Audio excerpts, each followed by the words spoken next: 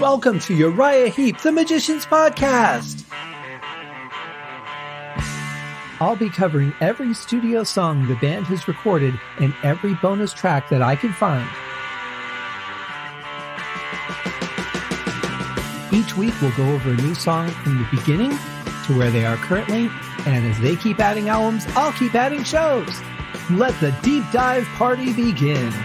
In the magic garden, some were singing, some were dancing. Hello and welcome to Uriah Heep, the Magician's Podcast. Happy Monday, guys. I am your host, Scott Haskin, and I am here to bring you another song from the studio in the life of Uriah Heep from the album Head First. We're going to get into Red Lights today. And let me tell you guys, this song, it's a short song. It goes really fast. And it's going to be over before you know it. So before we get into the song, it is Monday. I hope you all had a great weekend. Hope you did something fun or at least relaxing. Now, I realize that a lot of you probably are not Monday through Friday people. If you're in the entertainment business, you're a Monday through the next Monday, 3 weeks down the line kind of person. And then various other jobs work all kinds of different schedules. Whether you're in entertainment, hospitality, even like some factory workers work different hours. It's all different. So when I say weekend, I'm referring to whenever your weekend is, because it would be impossible for me to do that otherwise. So hope you did something fun, something relaxing, something special, maybe for yourself, maybe for someone else. I don't know. But I'm glad that it's Monday. I'm glad to be back with you guys for another episode of the podcast. Thank you very much to Mick and Uriah Heep for allowing me to do this. It's just been an amazing road sharing all these songs. And I was thinking about it, and it may sometimes seem like, okay, it's another episode, another song. But you know what? Every song in and of itself is so important. It took a lot of work to make it happen. It started in somebody's head or out of a jam or wherever it came from and developed and was changed and modified and redeveloped. And, you've heard some of the different versions of songs on the show. So much goes into each song that each and every song is very important. So I'm really glad I chose to do these one song at a time instead of like an album at a time, because in this case for this band, I think it's important to really peel back the layers because they've got so much going on in every song, and we would just miss too much, I think, if we were doing it an album at a time. So for this band, I think it works great to do it this way, and I'm very excited to bring you another song. But it's Monday, guys, and you know what Monday means? It is time to thank the people who helped put the show together, help keep the show going, and have done all kinds of things to contribute along the way. First of all, like I said, Mick and Uriah Heep, for you guys to allow me to do this, it means the world. I've absolutely loved doing the show. We're getting close to a year, I think. I still haven't looked up the original date that I aired a show, but I know it was like around October somewhere. So, here we are getting up there. Also getting time for that BMG big box set to come out. It's coming real soon. Everyday Rocks, 7 picture discs, 7 t-shirts, a wall calendar, phrases, all kinds of cool stuff. It's a beautiful looking package. If you guys haven't seen it yet, you can go to Uriah Heep's website. You can go to my website, click on the Uriah Heep podcast link, and it'll be right there. Absolutely stunning. Just amazing. Now, speaking of great things that are happening, though, there are some wonderful people that have helped out with this show. First and foremost, my buddy Scott Lazinski, who did the artwork for the logos, did an absolutely fantastic job. My friends over at Audionamics, whose product IDC or Instant Dialogue Cleaner is something that honestly, it is the most important tool in my arsenal as far as processing. And I mean, the computer's pretty important, but this just helps make the show sound a lot better than it would if I wasn't using it. So thank you guys for that. And of course, I would be remiss if I didn't give a shout out to my buddy and the director of Uriah Heep social media, one Mr. Dave White. Dave, thank you for sharing the show, for all you do on the website. You work really hard. You've done an amazing job putting all that together. Such an incredible resource. So thank you very much for that. And my brothers at the Deep Dive Podcast Network. Over at the Deep Purple Podcast, we've got Nate and John, the Simple Man at Skinner Reconsidered, Terry T-Bone Mathley at T-Bone's Prime Cuts on the other side. We have Rye over at Sabbath Bloody Podcast, Paul, Joe, and David at In the Lap of the Pods, Andy and Matt at Hawk Binge, Eric and Jonathan at Maiden AZ Pod. You guys are all awesome. And speaking of awesome, how about Brandon at Metallicast? He was, he was on the show not too long ago. Great guy, great guest, really very knowledgeable on music. It was great having him. And of course, Allegra over at gottahear'emall.com. She has a wonderful website going into the history of Deep Purple, Emerson, Lake and Palmer, and some other wonderful tidbits that you would probably be interested in reading. So go check out her site. Ace on Music, you can find on Stitcher and YouTube. Excellent podcast / videocast. And of course, you can follow the show at Heep Podcast on Twitter, at Uriah Heep Podcast on Instagram. And you can join the mailing list, which basically just gains you an entry into the monthly contest that I'll be doing through the album Live in the Dream. And that is Uriah Heep Podcast at gmail.com. To sign up for that, just go to my website, scotthaskin.com, click on the Uriah Heep Podcast link, go down to the bottom and sign up for the mailing list.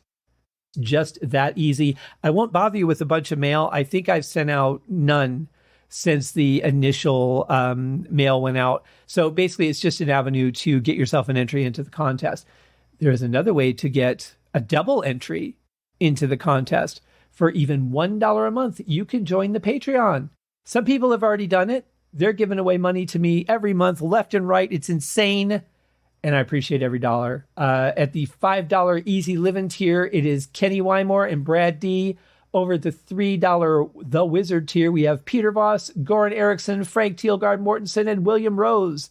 And at the $1 Traveler in Time tier, they ain't afraid of no ghost, Airtight Gravesite. Thank you all very much for your very generous and ongoing donations. Really helps the show quite a bit. I do all this by myself. So, the more that I can get to help cover the costs and all that, it is very much appreciated. And I very much appreciate it. Had some wonderful conversations with some people about episodes, their love for the band. It's really just a great thing to see how many people really love this music and deeply appreciate it. They're hearing things sometimes through the podcast that they haven't heard otherwise. I'm hearing things I haven't heard otherwise while I'm reviewing them. It is just a great time. And so, I think it's time to get to today's episode. What do you say? I think we should talk about this song. It's called Red Lights by Uriah Heep from the album Head First.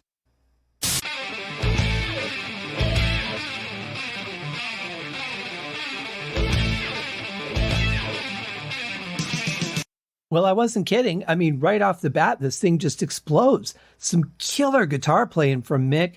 Love the balance of sound. That was a neat little bit of radio static at the beginning to make you kind of feel like you just found the right station. And right off the bat, they're like, hey, we're happy you're here. We're going to play you a killer song. And here it is called Red Lights. No, really good. Very tight. You can tell that this band just feels really comfortable when they're playing stuff like this. And it sounds really good to me.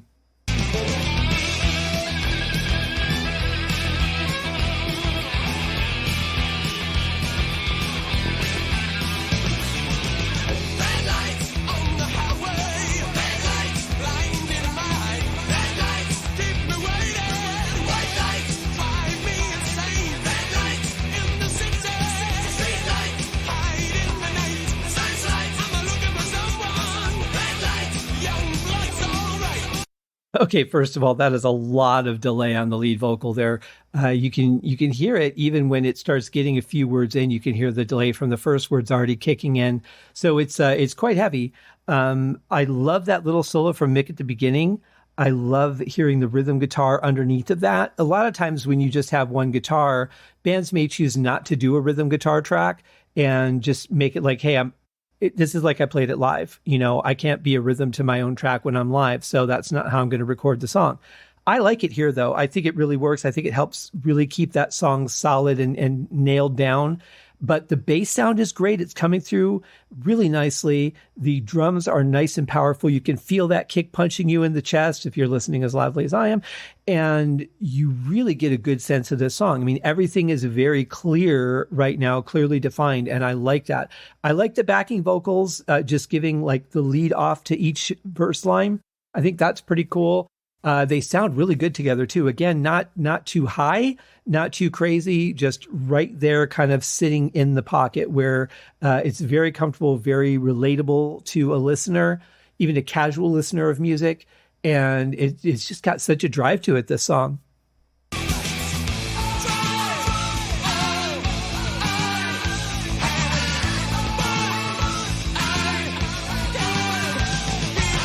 Oh, I love that part. So well crafted and performed. I mean, that is really a puzzle with every piece just fit right into place to make that work. If anything was even a little bit off, that whole structure would fall.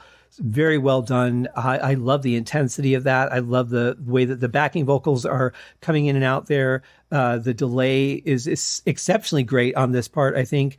Very powerful. Love the change in the drums with the double hits on the snare.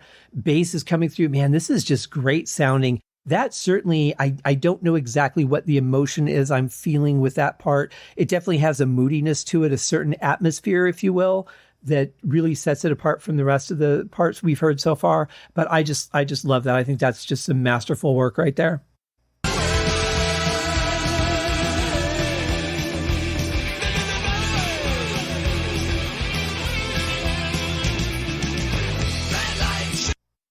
Man, that just almost sends shivers down my spine. I love just these little touches of things. Few notes thrown in there from Mick, couple of notes here and there you're hearing in the background from the keyboards. Just so powerful and so simple. And that is just some great songwriting right there as far as I'm concerned. Amazing.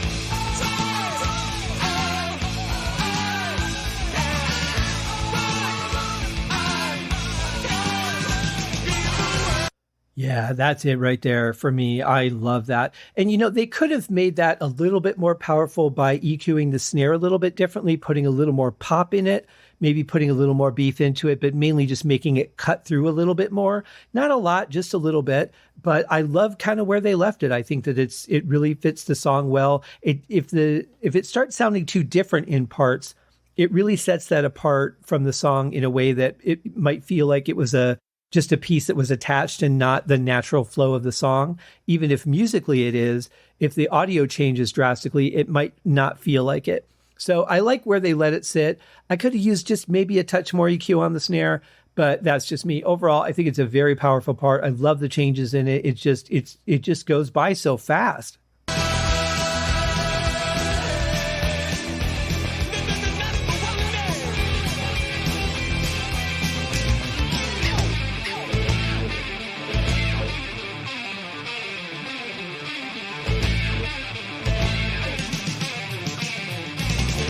Okay, I'm going to stop it here because I know we have a Mick solo coming up, and you guys know my rule about interrupting Mick solos. We don't do that unless I just completely screw up.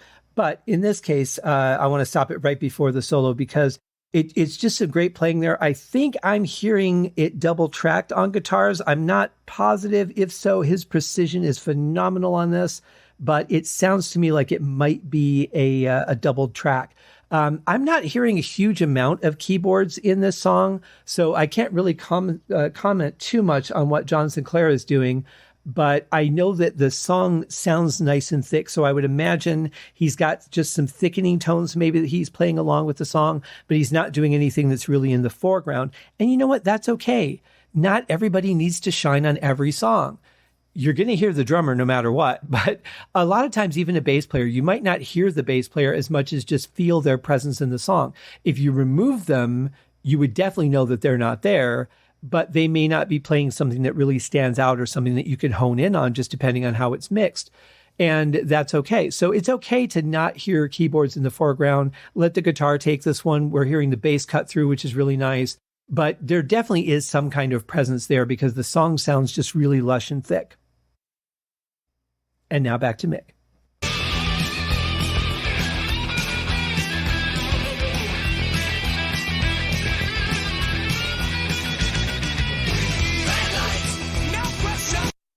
A lot of times on the last couple albums, especially, Mick has ended his solos on a high note, both literally and figuratively. But it's really nice to hear something a little bit different this time. It's a nice surprise. I think what he played was very well within context of the song, but yet very interesting and definitely stands out on his own. I really enjoyed that.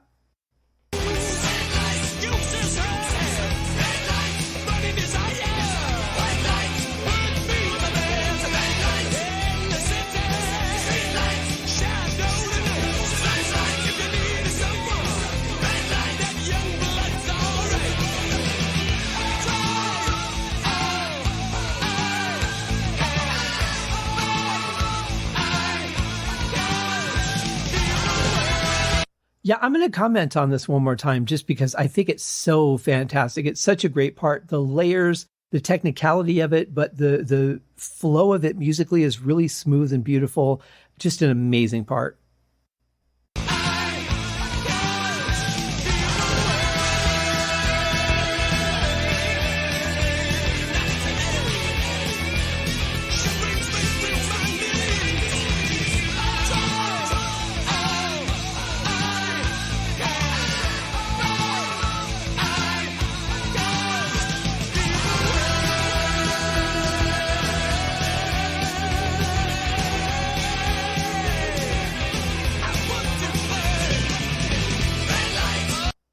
Even as fast as this song has been going by, they found yet another gear for this part. I mean, they're really going for it. You got to admire that. You know, this is a very, in a way, simple song that they could have just laid back and just made a simple song. But they've really taken it to great levels here. And I definitely applaud this kind of effort in songwriting and performance.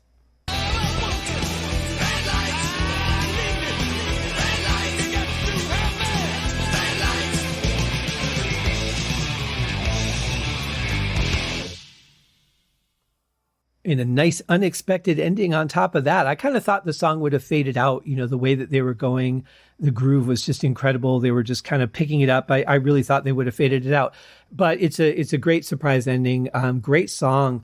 Honestly, Peter Goalby sounds so good on this song. I mean, he always sounds good. He always sounds really powerful, very consistent singer in the studio. But what I'm hearing here is just like he found another gear yet. And just when I'm thinking the guy's shown us what he's got, he's played his hand.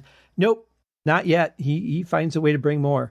And it just is a testament to the talent that's been in this band at any given time. You know, it really is. I think that everybody has contributed incredibly well to the presence of the band, to their sound moving forward. Their influence is still there in the music. It's really incredible. But this is such a great song. Red Lights, what can you say? I mean, I told you it was going to go fast. I told you that it was just a blistering song. And it is. It really is. It takes rock and roll to another level. And I think it's a great song. I'm glad they wrote and recorded it. I'm glad we covered it here on the podcast. That's going to do it for today, guys. I hope that you enjoyed the song. I hope that you enjoy your day. Take care, guys. Cheers. Thank you for joining me on this episode of Uriah Heep, the Magicians Podcast. If you have enjoyed this show, please consider going over to Apple Podcasts or your favorite podcast outlet, leaving a rating or a review. Be sure to subscribe to make sure that you are notified when new episodes are available. Please be sure to share this podcast with your fellow Uriah Heep enthusiasts and anyone who you think would like Uriah Heep, which should be everyone. And if you are so inclined, please feel free to contribute to the Patreon account. And if you are not a Patreon subscriber, you can also pay through the PayPal link on the website listed in the show links below. I would also like to thank Uriah Heep for their very generous support of the show. And thank you guys for listening. We'll see you in the next episode. Happy days!